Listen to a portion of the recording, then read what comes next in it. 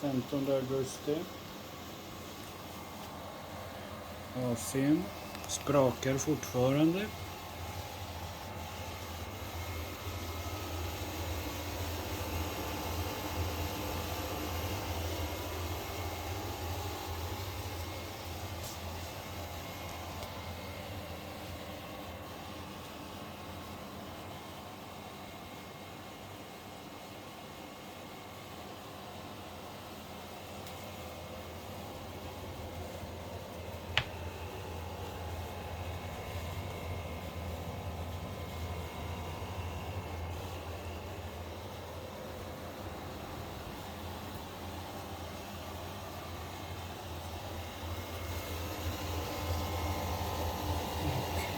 Nu kommer ljudet nerifrån